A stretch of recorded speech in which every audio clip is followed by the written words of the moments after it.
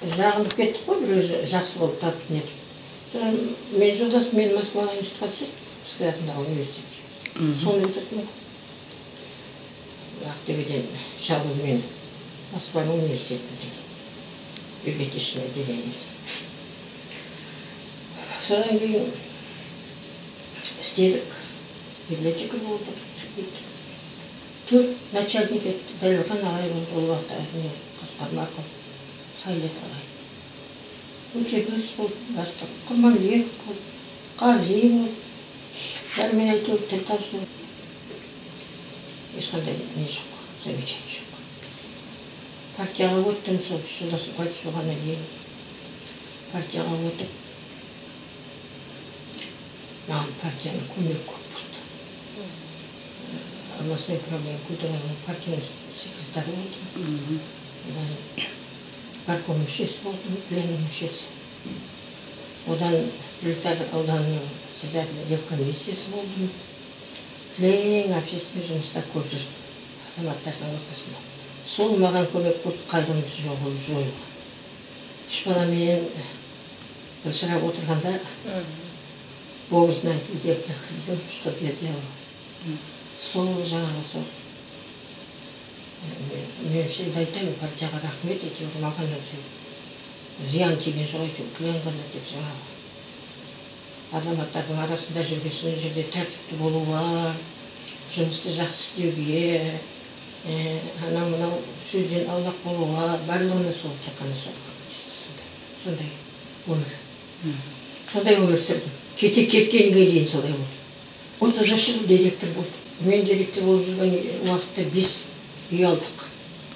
5 үйді сол нуждающий 5 қызға бердім. Өзім балдарым далада жүр, балдарымның үй жоқ деген жоқ. Қыздардың бәріне оқы дедім, оқыңдар. Қалған жоқ, бір оқып шықты. Менің қолымда қалғандар. Сондықтан шығар, мына детский библиотека маған сол екінші үйім сияқты.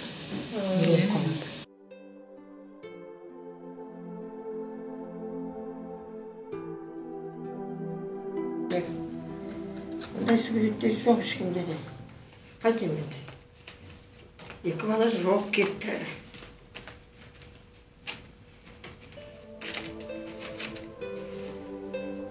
Қайтыс болғандағы уақытта суретті.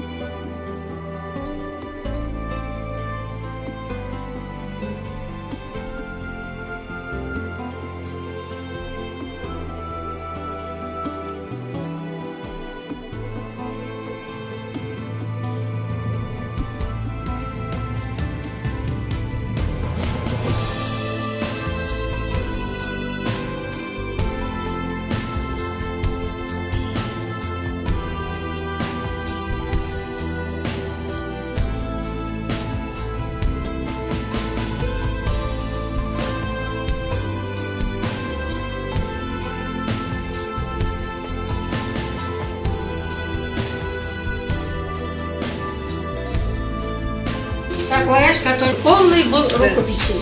Саквояж. Теперь она ко мне перешла. И вот еще это хочу сейчас показать.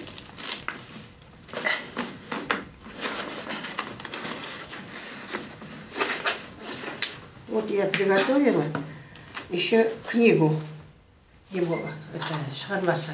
Мінекей, бір томдық кітап.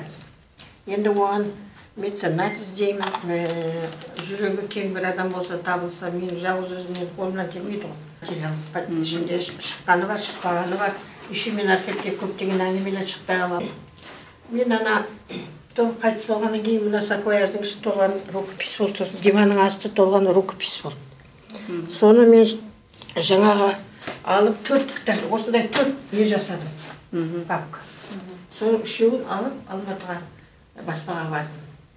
Онда Есенбай істейді екен, сол соны тауып алып, сол 3 том сол толық өлгеннен кейін мен шығардым. Соңғы хат, ақ жауын, отамалы. Мен өзім шығардым. Мынау 4-ші.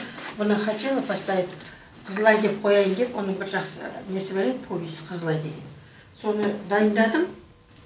Бірақ енді басатын кісі жоқ. Өзім шығара алмайым, ақша жоқ. Сонымен бұл тұр. Бұл бір кітап, бір томдық. Еще пока я живая, может, издам. Может, не издам, не знаю. Так что вот такие дела. Надо материалдар. Вообще, кіргізгеннен кейін барды кіргізу керек қой, деп жоқтың айта бергеннен болғаны не болады ол қыз. Менен бұл жермен шығаратында кіші жоқ. Енді ищу. Пока ищу болғанда мен уже, я человек скромный, я никому никогда не обращаюсь. Қолымды жазбаймын, ешкімге бармаймын, есік түтпеймін. Бұл кітап бұрын шыққаны бар, ішінде шықпағаны бар, сонда енді собрание сочинений. Архивке барыңдар.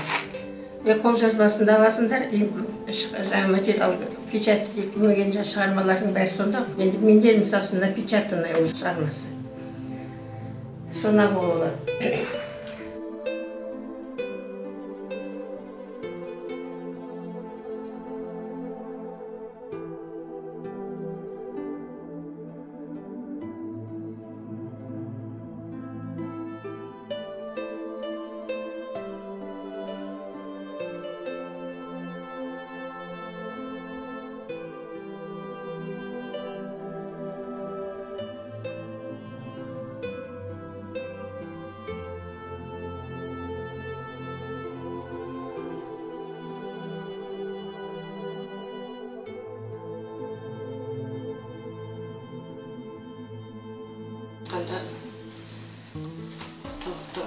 Мысалы үшін бәйтеректің жас шағы, біздің мынау Байғайын атамыз туралы, сол Байғайын атамыздың жас шағы туралы шыққан шығарма. Оны атаның жан-жары тірі кезінде толық сонымен кездесіп, қайта-қайта кездесіп, ата туралы мағлұмат алып, сол әжейдің айтқаны бойынша сондай бәйтеректің жас шағы деген кітап шығарды. Одан кейін Қызылай дейтін жазды, ол повесті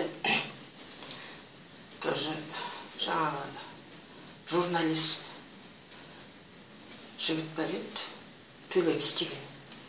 Сол Төлемістің айтуы бойынша соның өмірінен алынған күшті шығарма повесть болып шықты, Қызылай деп аталды. Ол журналистте қазір көзі тірі бар адам. Сол сияқты ауыл туралы дағы жаңағы аштығы уақытындағы, конфискация уақытындағы адамдардың бәрімен кездесіп, бәрінен мағлұмат алады. Сондықтан мен ойлаймын, Тоғыттың шығармасы ойдан алынған емес, барлығы да жаңағы бар адамдардың өмірінен алынған шығарма деп. Сіздерге соны жақсылап оқуларын тілеймін.